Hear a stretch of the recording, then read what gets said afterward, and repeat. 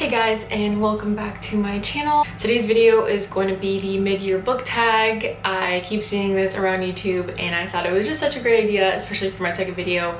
Let's just jump into things and talk about a ton of different books that I've really enjoyed or disliked, why or why not. And I will be linking down below people that I have watched similar videos from, just so they get kind of credit for the inspiration.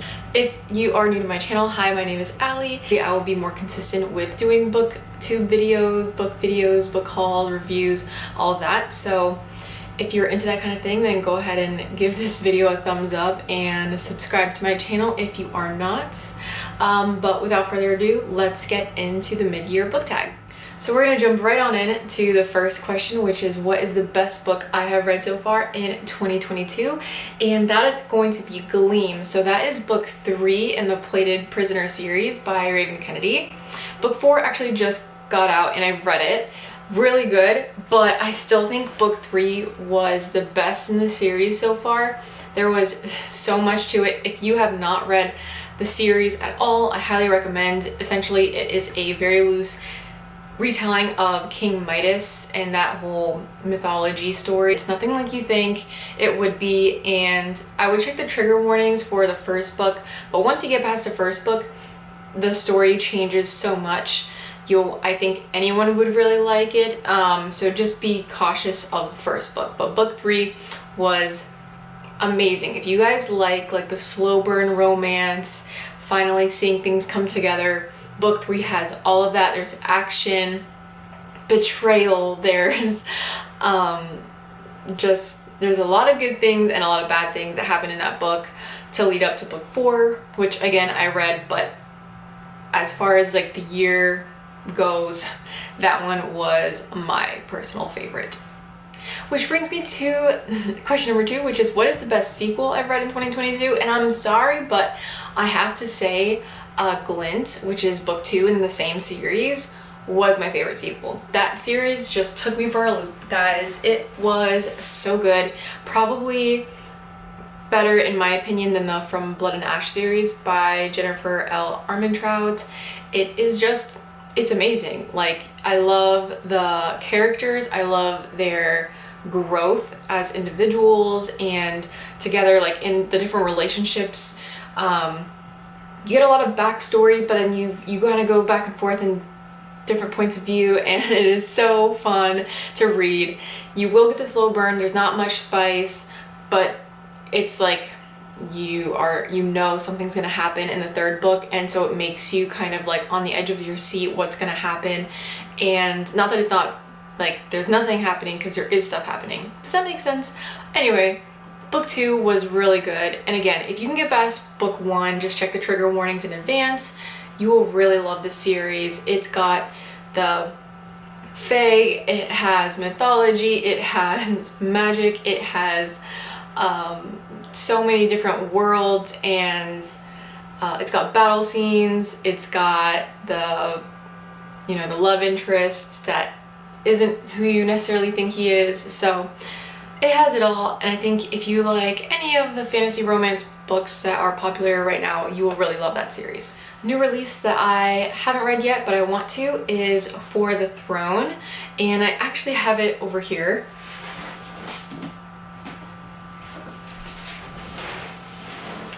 So I have the 2 books, For the Wolf and For the Throne by Hannah Whitten. I have not read this series at all, and I'm really excited because For the Throne just released, and the book cover just grabbed me. So I immediately got it, and then I got the first book because I'm like, well, I have to read the series, and I'm very excited to start this out. It is about 2 daughters. One is fated for the throne, another one has to be given to a wolf. There's a bargain that they have to do, so she has to go through this creepy forest. It's a dark fantasy. There is some romance in here from what I've gathered on Goodreads and book reviews in general. The series looks really fun, a little different from the normal stuff that I've been reading lately, so I'm excited to see how it goes. I do like some dark fantasy, The Invisible Life of Adelie Rue. I really liked that book, so this should be fun. The most anticipated book release for the second half of the year, I'm gonna have to say the last Zodiac Academy book, book 8. I think that releases in December, and they haven't released a title yet for it, but the book 7, I was sobbing when I finished the book. I don't know if anyone else did that for this series, but book 7 was a lot. And I know it's like one of those books you just love to hate and you just binge watch it like you're watching The Bachelor, because it's just so ridiculous. But book 7 just threw me for a loop, so I'm really excited to get into book 8 and finish this series and kind of explain what happened with that cliffhanger in book 7, because it just kind of ripped my heart out, threw it in the ground, and stomped on it a million times. What was my biggest disappointment of the year so far? That was The Hunting Party by Lucy Foley. So I actually have this book because I really like her writing style. She wrote The Guest List, which if you guys follow Reese Witherspoon's book club stuff, The Guest List was on there and it was so good. And then The Paris Apartment came out. Still haven't read that yet, but want to. So I got this one, and it has a lot of reviews that were like, if you like Agatha Christie novels, you will really love this one. So I grabbed it and I was so bummed out. It was not like I thought it would be. I was very disappointed in the story in itself. Like, the writing was fine, but it was just so slow. And if you're into mysteries and thrillers, suspense, whodunit, things leading up to like a big moment, it didn't get there. The climax, it missed a spot, if you guys know what I mean. So really wanted to love this book, but was unfortunately disappointed. The biggest surprise so far this year was probably book 7 of the Zodiac Academy. I think that one's called Heartless Sky. I don't know about that, but yeah, biggest surprise.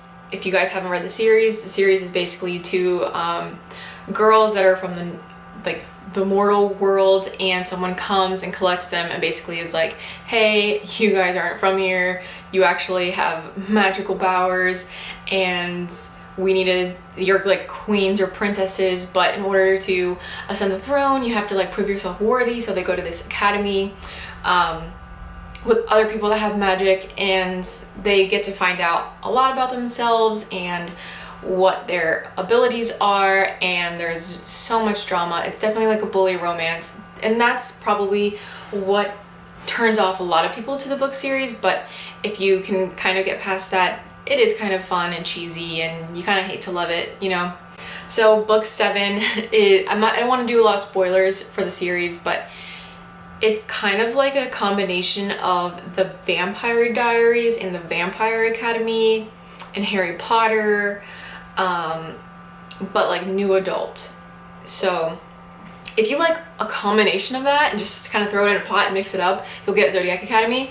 So very fun read, and book 7 tore my heart out. I was sitting at Starbucks reading the last like 5 to 10 chapters, and I just started sobbing. And my husband is next to me, and there's like people, you know, as there would be in a public place, and I could just feel eyes on me, and I feel like they thought my husband was like breaking up with me or like telling me something terrible, and it wasn't. It was just, the book just broke my heart. So it threw me for a loop, and I am very, very excited for the last book of that series. Favorite new author, debut or new to me, so that would be Olivia Blake, who she's just done a lot of like fan fiction stuff, and she wrote the Atlas 6 book, and the sequel to that one is, I think it's called The Atlas Paradox, is coming out later this year or next year, but that one was so good. I loved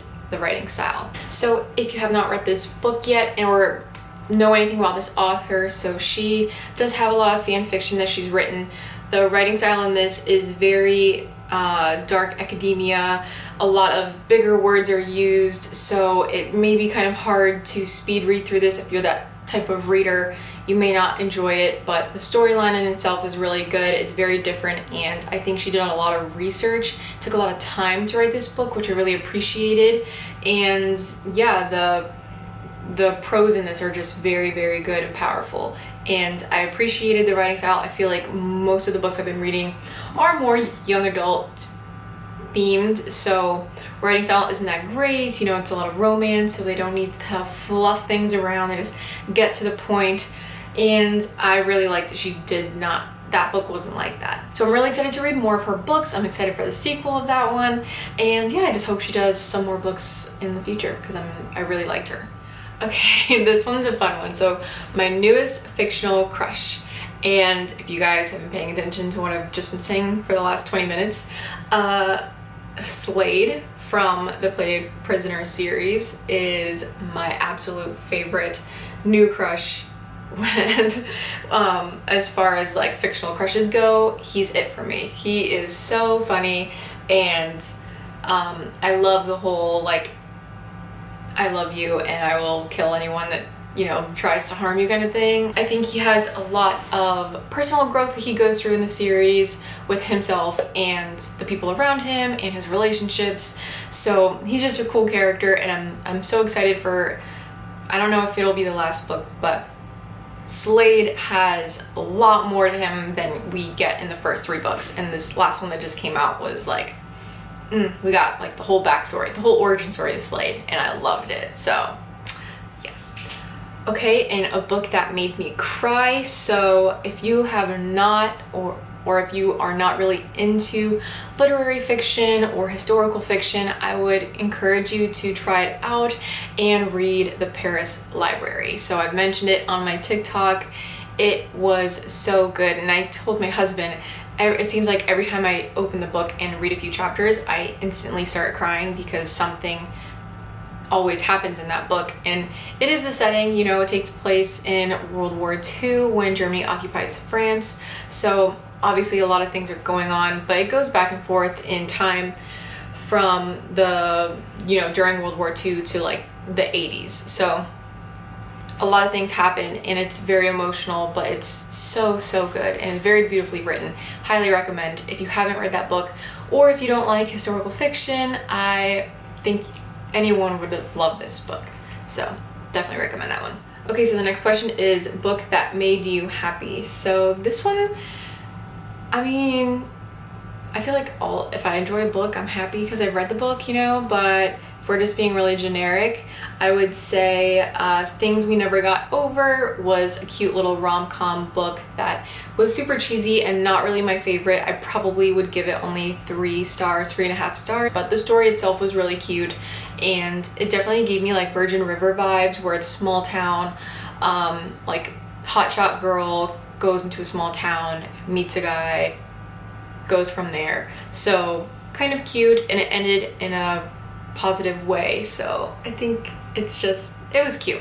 It was cute. If you want something that's like Lifetime movie-esque, that is super cheesy, and you know how the book's gonna end, but you just want to read it to be happy, read that one. Most beautiful book I've bought so far this year. So that I have the answer for you.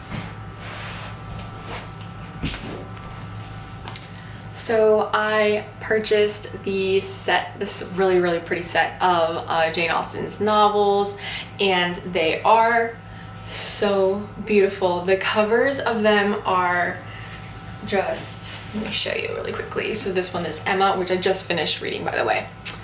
But there's like tons of quotes from the book on the front and the back, and it has like this gold embossed lettering for the title, and it's just really pretty, and all of them are like that. So loved it. It's I love Jane Austen. I collect a lot of her books, and when I saw this box set, I was like, okay, definitely have to have it. So actually will be reading Persuasion since the Netflix film is coming out. This is a sidebar, but I mean, come on, look at this blue color. It's just so beautiful, and look at the side, like the spine is so pretty.